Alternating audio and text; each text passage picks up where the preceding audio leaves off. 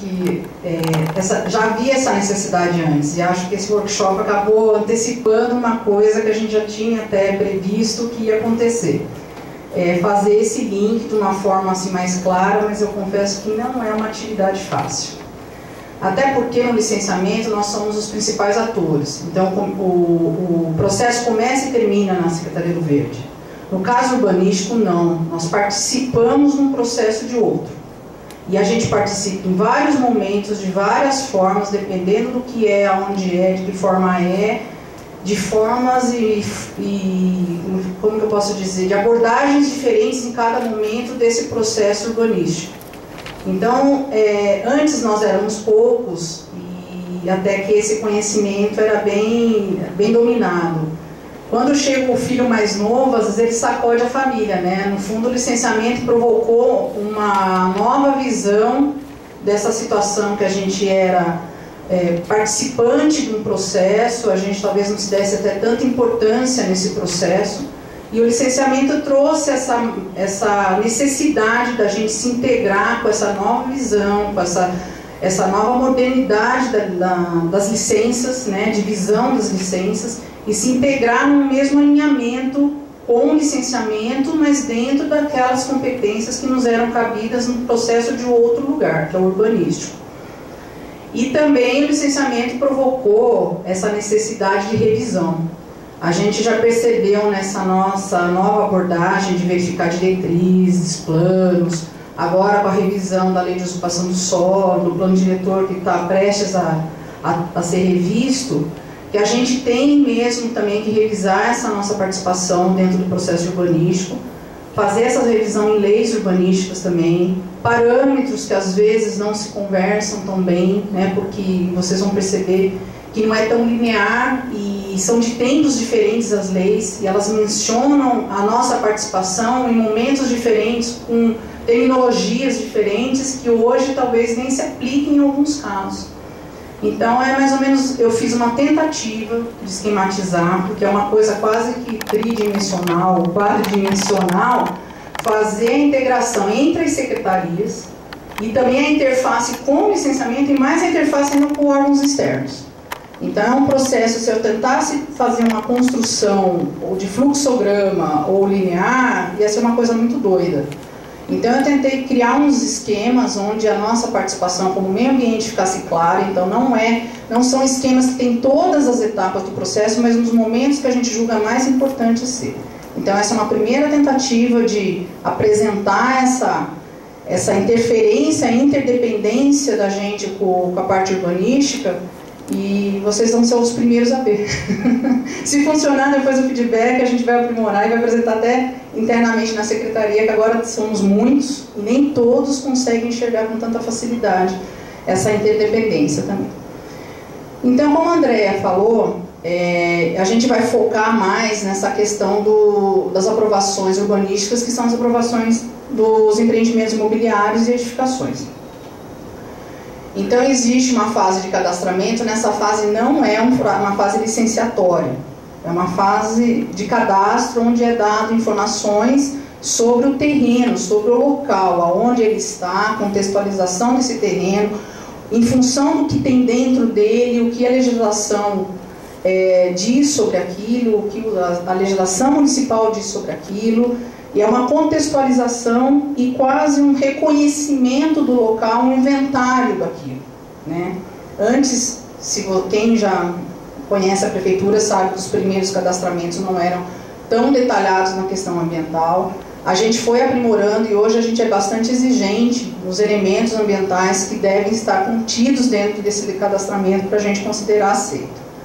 O licenciamento começa mais ou menos aqui, que paralelamente pode acontecer o parcelamento do solo, uma edificação, e posteriormente, ou não, mas não necessariamente uma questão de uso, pode ser em cima de uma edificação existente, algo que já existe, então se parte diretamente para um licenciamento da atividade, né? Em alguns casos a gente pode ter todas as etapas, você pode ter um cadastramento de uma gleba nova, que vai ser parcelada, depois vai ser edificada e depois vai ter uma atividade.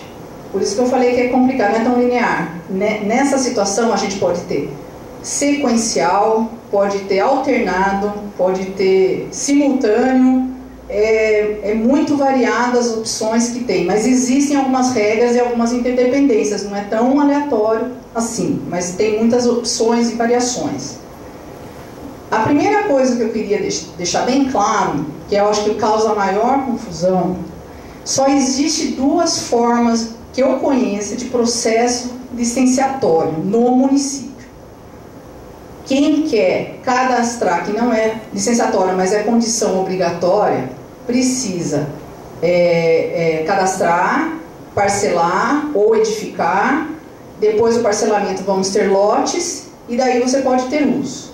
Não existe outra lei que permita isso. Quem quer construir, empreender, desenvolver, licenciar uma atividade no município, é aqui que está dito a forma de fazer.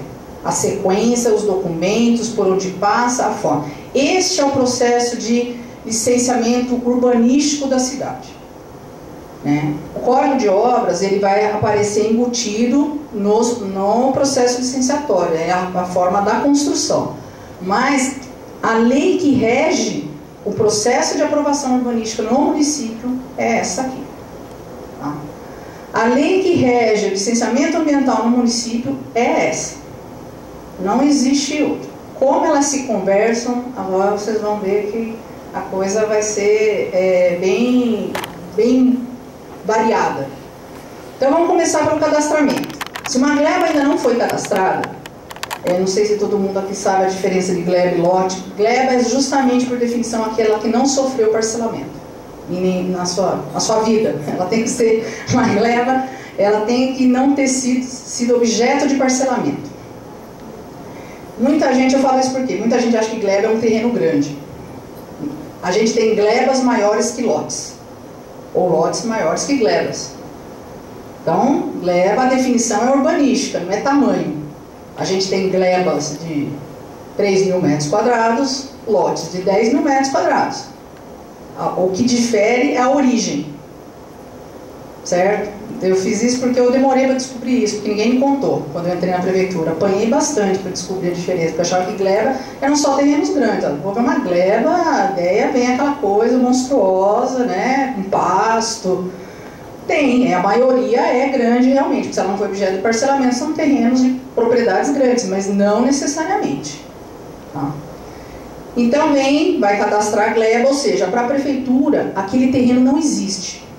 Não existe. É como se ele não soubesse da existência oficial daquela propriedade. Outra coisa, a gente não cadastra na área rural. O cadastramento é só para o perímetro urbano. Certo? Então, vamos lá. A pessoa entra para cadastrar a gleba. Existe um roteiro de trâmite entre CEMURB, CEPLAN e Secretaria do Verde, que não é de um para o outro que vai embora. Ele sai da CEMURB, vai para a CEPLAN, vem para o Verde, volta para a CEPLAN, volta para a CEMURB, se não tiver uma consulta jurídica no meio. Por isso que eu falei, não é nada linear a parte urbanística, tão fácil como é a ambiental. Onde que a gente entra nessa análise? Aqui. E a gente faz o que nesse momento? Lembra, a gente vai cadastrar um terreno. Nesse momento a gente não sabe o que tem lá dentro. Teoricamente, mesmo que tenha uma construção lá, não faz parte do cadastramento, é mencionado, mas não é, a gente verifica se alguém está lá, está com licença, sem licença, mas não faz parte do ato de cadastramento fazer o licenciamento junto. São coisas diferentes. Então, nesse momento, a gente olha o quê? O que existe lá de elemento natural, se tem rio, se tem nascente, se tem brejo, se tem árvore, se é árvore isolada, é árvore nativa, é em bloco, é separado, declividade, o que mais que a gente vê? Planície de inundação. A gente vê os aspectos físicos que, de alguma forma, tem uma consequência na legislação ambiental. O que aquilo representa para o dono do terreno quando ele tem um brejo? O que representa ter um maciço arbóreo? Daí a gente vai analisar tudo isso, vai pôr os condicionantes que as leis, as diversas leis, referenciam em cima desses elementos. a gente equaciona os eventuais passivos. Então, o que acontecia? Antigamente, tinha um passivo, travava tudo. Mas isso também não é bom, porque sabe o que acontecia? O interessado desistia de cadastrar.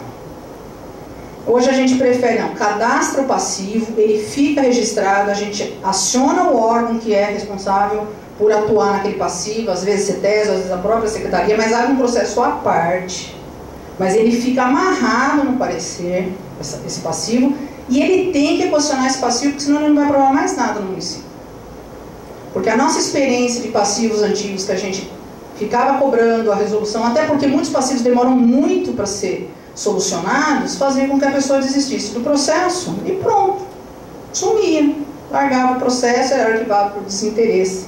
E ambientalmente não é interessante isso. O importante é registrar que existe, isso ficar constando dos autos, sai nas diretrizes urbanísticas e ele fica ciente que ele tem que fazer aquilo. E a gente aciona os órgãos que vão atuar em cima desse passivo.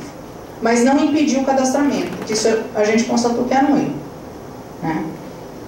E orientações quanto à necessidade de licenciamento, autorizações e estudos ambientais. Então é nesse momento, em função do que tem lá, onde está, o que a lei diz, a relevância do que existe ambientalmente lá, a gente já avisa, ó, se você for empreender, você precisa fazer licenciamento aqui, se você for empreender, fazer parcelamento, você vai precisar de licença no estado, se você for cortar árvore, vai precisar de autorização, se você tem não sei o que, vai precisar da autorização do DAE. A gente avisa tudo, inclusive daí esse equacionamento dos passivos, quem ele tem que procurar e resolver, porque o interesse nosso é que isso seja resolvido.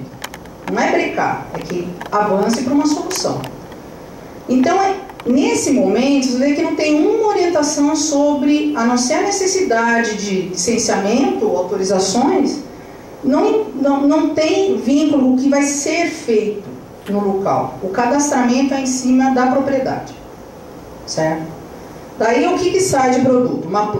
A gleba cadastrada significa o quê? Que ela passa a existir para a prefeitura, existe uma planta cadastral no DDC, com todas essas informações e mais um documento que acompanha essa planta, que compila as diretrizes urbanísticas. O que é isso? Zoneamento, o que pode, o que não pode, que zona que é, o que pode naquele local, o que não pode naquele local, as diretrizes viárias, macroviárias, que é dada pela CEPLAN, e as ambientais, que são todas essas restrições e condicionantes ambientais. Essas diretrizes valem por 2 anos. Se ele não entrar com pedido de construção de nada, né, não tem um interesse em fazer a edificação ou parcelamento da gleba, ele tem que solicitar revalidação de 2 anos. E se ele não pedir, quando ele for empreender, vai ter que ser revalidado antes de fazer o empreendimento. Pode passar. Tendo uma gleba cadastrada, ele tem, aqui em Campinas ele tem 2 opções. Ou ele faz uma destinação urbana, nos termos do decreto, que na prática significa uma edificação em gleba, ou ele parcela, ou seja, faz um loteamento e faz aquele loteamento onde tem as quadras, os lotes, ou pode ser um loteamento residencial, comercial, industrial, misto, mas de qualquer forma tem que ser parcelamento. Em Campinas não pode mais transformar a gleba em lote, desmembrar a gleba em lote, só pode dividir gleba em glebinha, com restrições, né? Agora gleba vira gleba. Você pode dividir e mesmo isso é disciplinado agora. E lote só vem de loteamento. Tá? Por causa de alguns problemas no passado, agora está valendo essa regra na legislação. A destinação urbana, ou seja, edificação em gleba. Que casos acontecem isso, né, que não seja um loteamento? Um shopping center, um galpão logístico, um loteamento não, um grande centro de alguma coisa, um centro de convenções, algo que vale a pena construir dentro da gleba. Mas como eu falei, tem glebas e glebas, parece uma coisa estranha, mas se você tem uma gleba de 7.000 metros quadrados, 5.000 metros quadrados, é perfeitamente factível você edificar diretamente nela sem precisar parcelar. Daí a gente pega a planta cadastral para saber o que está orientado para aquele terreno, o projeto do empreendimento, existe uma série de outros documentos, porque eu falei, não é só uma questão ambiental, vai passar por um monte de secretaria, e ele dá entrada urbanisticamente na CEMURB. O que acontece? Se o que ele quer fazer precisa de um estudo ambiental, eu boto sempre o EA-RIMA, porque é o mais comum a vocês, mas existe o RAP, pode ter o EAS, pode ter um outro estudo ambiental, mas o EA-RIMA é o mais comum e mais conhecido. Como a Andrea já falou, significa o quê? O EA-RIMA significa que isso vai ser aprovado em outra instância. A gente emite um ETM. O que significa o ETM? O ETM, na realidade, a gente faz a mesma análise de uma licença prévia, só que a gente tem que mandar para o Estado decidir se vai acolher ou não. Mas é a mesma análise. A gente vai ver todos os aspectos construtivos, de impacto, de implementação, que é feito se fosse licenciado aqui no município.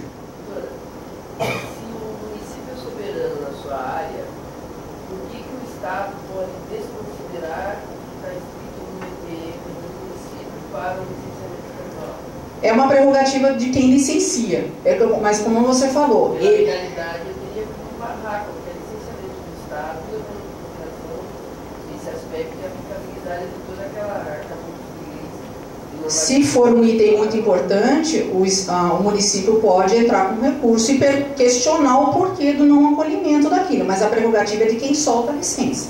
Foi o caso que aconteceu agora com o Reserva do Pedro lá, que o município encaminhou para o secretário. Pega o microfone, Carlos.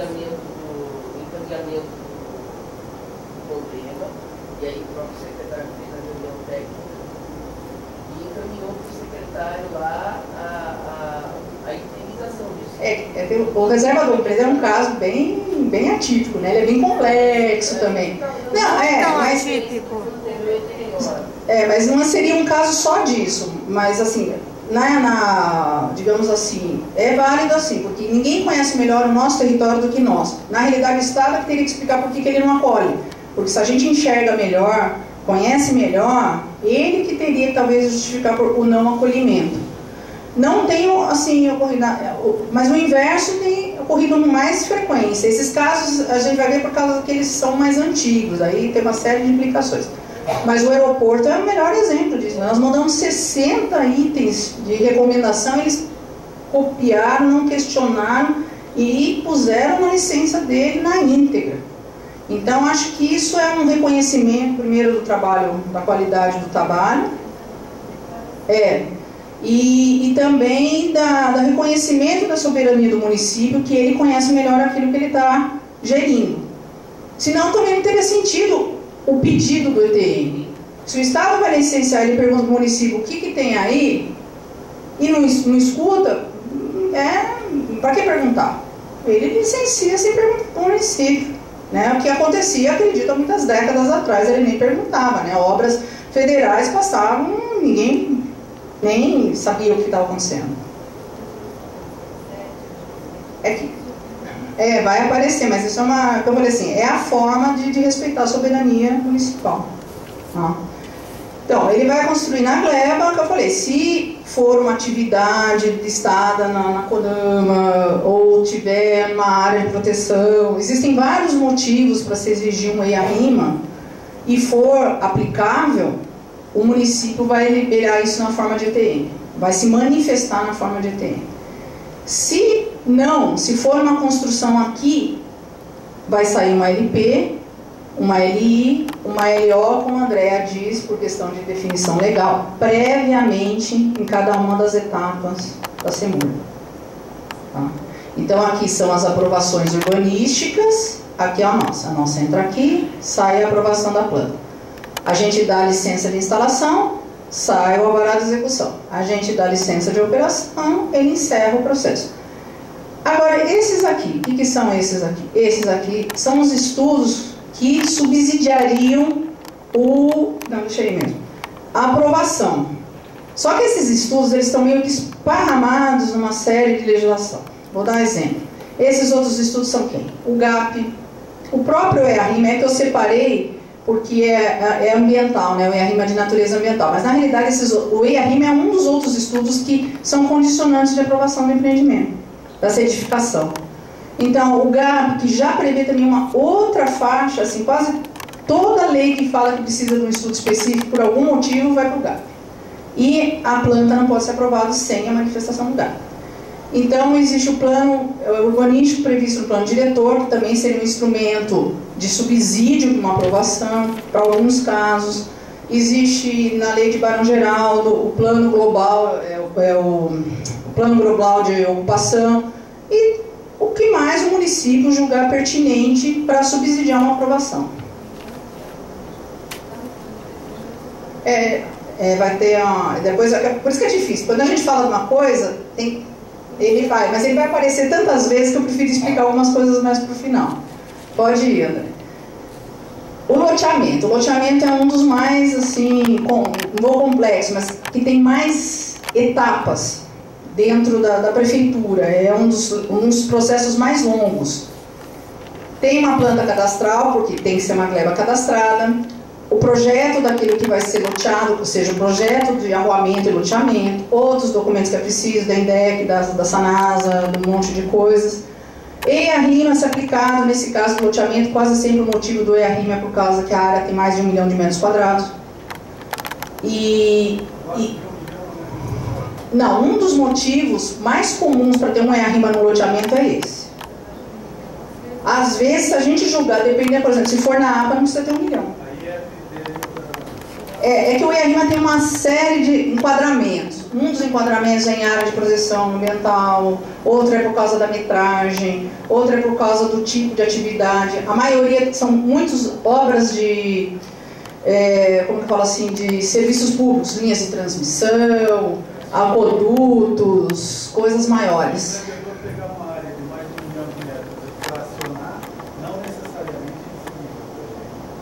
Aí é que nem responsabilidade fiscal. Se você achar elementos que mostrem que ele dividiu para escapar, você pode entrar e amarrar tudo de novo. Não adianta nada, o Abaeté foi assim. Tá pronto. Não, o Abaeté não é fracionado. Ele é uma gleba só loteada. Ele foi loteado. Mas ele fez 12 licenciamentos. Né? Mas aí é um problema do Estado. Estou falando como que é aqui, estou falando como que é a lei. Agora, se todos cumprem a lei, Tereza, eu falo assim, é uma questão que escapa da minha alçada, né? Eu estou te falando o que a lei diz. Eu tenho aqui a lei do CONAMA, você pode ler, pode verificar. Agora, o Abaeté, ele não tem 1 milhão de metros quadrados. Não. Não. Ele tem 130. Quase. Então eu falei assim, agora o EIA-RIMA é ambiental, a questão da Abaeté é mais urbanística do que ambiental, daí o instrumento mais adequado não é o EIA-RIMA, para resolver o problema que você está falando. Aí que eu estou falando, existem instrumentos para cada coisa, para cada objetivo. Então o Abaeté, ele cai na linha do Grapoab por causa das unidades, talvez, foi licenciado via Grapoab. Quer dizer, existe um rito para cada coisa, para cada circunstância. Bem, voltando. Aquela manifestação auditiva do município, que é exigida no caso de EIA-RIMA, nesse caso ela fica internalizada dentro do próprio ATM que tem os condicionantes da implementação. Então a gente atende a CONAMA e atende a oitiva a CONAMA, no caso por ser EIA-RIMA, e também a oitiva por causa de ser no Estado. Então o mesmo documento ele está atendendo duas exigências legais da manifestação do município. Da mesma forma, os outros estudos, GAP, plano urbanístico, o que mais vier a ter na legislação, se for necessário, for exigido ao enquadramento, ele tem que ser apresentado antes da aprovação da planta e dos arruamentos. Mas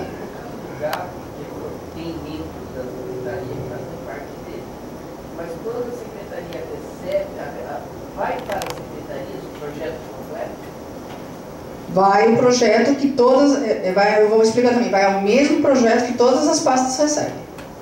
Porque a gente viu os despachos de alguns, então tem lá só falando que é o empreendimento, mas não tem as plantas, não tem a série. Acontece com o GAP, eu falei, como ele é um... calma aí. O GAP não tem a mesma quantidade de documentos do processo licenciatório, ele é um estudo. Ele é um estudo específico e complementar para dar subsídios para a aprovação final. Ele não substitui a aprovação. E nenhum dos outros estudos substitui a aprovação urbanística prevista pelo 17742. Pelo menos esse é o nosso entendimento. Tem projetos que são aprovados no GAP e aí eles vão para a execução. Não, Tem que passar pelo licenciamento. não, senhor. Tem que entrar no rito de novo. E como é que a gente acompanha o que passou pelo GAP e veio para nós? Porque alguns falam que passou pelo GAP, outros não falam que veio do GAP. Né? Aí a gente há um entendimento. Como que a gente garante que o que foi aprovado no GAP vai ser licenciado? Não, licenciado necessariamente não. A garantia é a dúvida que nós temos. Assim, isso os conselheiros, a gente fica na dúvida. Teve uma reunião com a responsável do GAP. Já saí. Para tentar mudar o procedimento administrativo do encaminhamento. Porque assim, parece que o GAP tem projetos especiais e ele delibera, ele autoriza o processo. Ele não volta no aquele projeto. Tem que voltar. Volta no CONDEMA, depois de passar por todas as secretarias e ter as autorizações do ETM ou PTA, que seja, para que a gente possa deliberar. Muitas vezes, se eles falam que passa, não está específico no projeto que ele é oriundo do GAP. E todo mundo, e nós temos a nítida impressão de que os projetos do GAP são aprovados aleatoriamente lá. Isso, inclusive, foi levantado, a própria Tereza sempre teve essa... Eu vou ter um slide só do GAP, daí a gente volta um pouco nisso, tá? Mas o GAP, assim, por definição, ele é um estudo, ele não é uma aprovação. Ele não faz parte, ele não é substituto da aprovação de planta e de empreendimento. É isso que eu queria dizer. Nem o GAP, nem o EIA-RIMA são estudos para subsidiar uma boa aprovação. O GAP, o EIA-RIMA, plano urbanístico, o nome que tenha, são estudos específicos, com funções específicas para dar condições de uma boa aprovação. Mas nenhum deles substitui a aprovação deste decreto. Pelo menos no nosso entendimento, não existe essa possibilidade. Qual? O WAVE é um outro instrumento que garante, que analisa um aspecto específico para aprovar. Também ele vai ser prévio aqui. Como o EIA-RIMA. É que o EIA-RIMA é assim, de natureza ambiental. Ele vai olhar só o aspecto de impacto ambiental. Os outros aspectos de outros impactos têm que ser exatamente outros instrumentos. Mas entra para a licença ambiental. O WAVE, provavelmente, ele é urbanístico, ele é previsto no Estatuto da Cidade. Ele é vinculado a plano diretor. Silvana, Sim. tem um outro porém aí que o Alexandre não mencionou, com relação à apreciação por parte do governo, na avaliação do governo, em referência ao GAP, que é a insuficiência de dados de elementos no processo. Mas porque eu estou falando que a ideia é que ele é um estudo, ele não substitui. Em algum momento aquilo vai ter que voltar. Ou seja, o GAP ele não tem momento para começar, mas ele tem que ter momento para terminar. Então assim, eu posso fazer o GAP antes de cadastrar a GLEP? Posso. Não é prerrogativa estar cadastrado. Que é questionado por alguns. Tem gente que acha que devia, tem gente que acha que não devia. Mas enfim, ele amarra aqui. Sabe por quê? Por causa disso aqui. Porque a gente exige o cadastramento da gleba, existe o final do estudo do GAP, entendeu? A forma que a gente achou para ter essas garantias é amarrar naquilo que nos compete, que nós somos autônomos, que são as licenças ambientais. Então, se ocorreu alguns desvios no passado, de fazer isso, sem isso, pelo menos o que passa pela gente, a gente tenta voltar no trilho de novo. Então, assim, isso vai ser mais detalhado quando for do anexo 1, como que a gente fez as amarrações de documentação. Então, tem que apresentar aqui, se ele é um caso de GAP, tem que apresentar para a emissão do ETM o estudo específico aprovado, que é um parecer de viabilidade, o nome lá é parecer de condicionantes técnicas. Mas a gente exige esse documento que finaliza o estudo. Como a gente exige outros documentos que mostrem essa finalização. Então, assim, se em algum momento essa aprovação não era tão rígida, a gente veio para reforçar. Porque não tem como, da nossa parte, não tem como sair o ETM sem estar terminado esses estudos exigidos por lei. Tá. Pode perguntar. É para isso que nós estamos aqui. Até como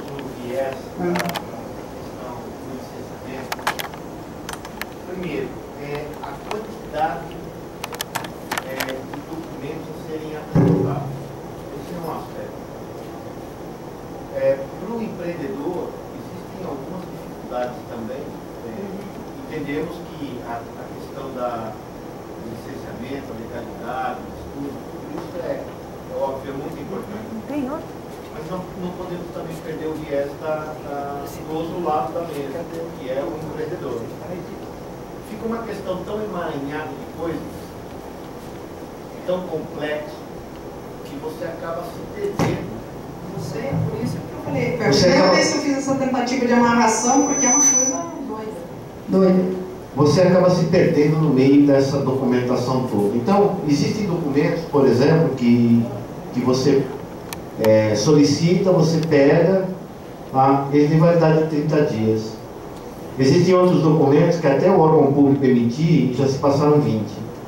E aí, quando você junta tudo no processo, você vai dar entrada no tal do processo, aí o analista, que não é culpa dele também, ele olha e fala assim, mas o seu DAF aqui está vencido, a sua guia venceu, o senhor tem que recolher de novo.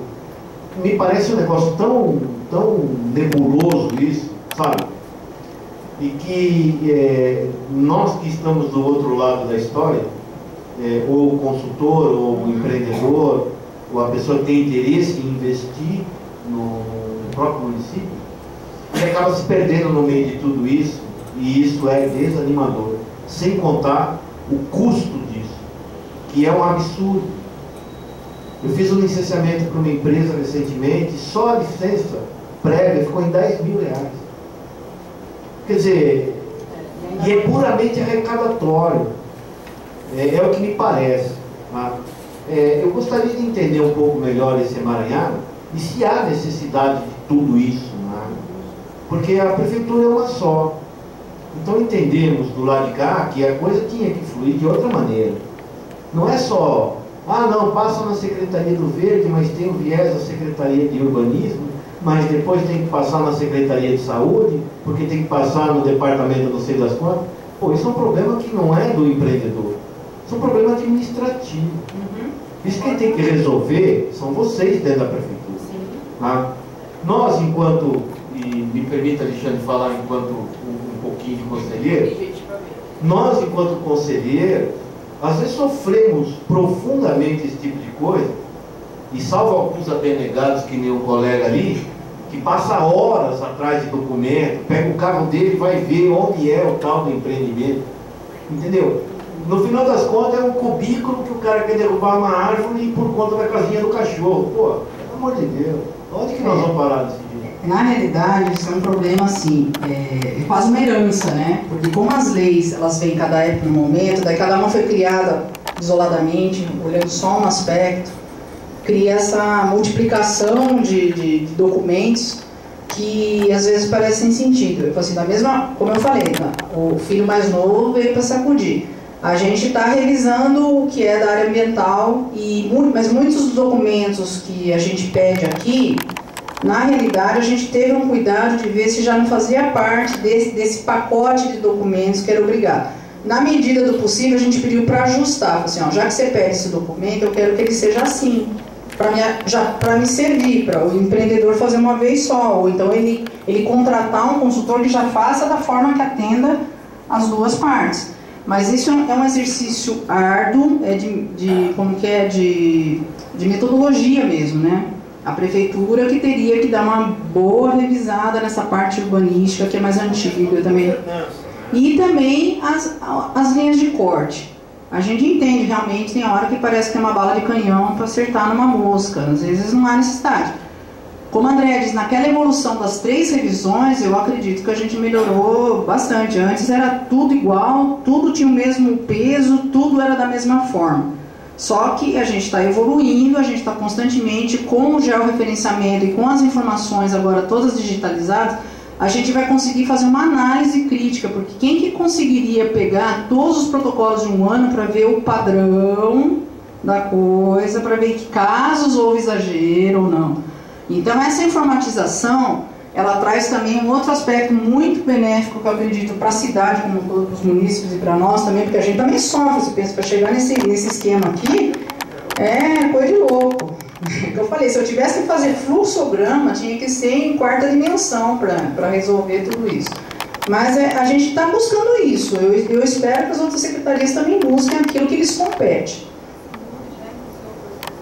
Mas é só, acho que com a informatização que a gente consegue ter uma visão dessas questões, assim, dos tipos de empreendimento que são mais normais, se não está exagerado, se é a maioria, para que caso é, sabe, fazer os filtros de banco de dados para poder checar algumas inconsistências, porque antes na mão era não tem jeito de ver isso, é impossível.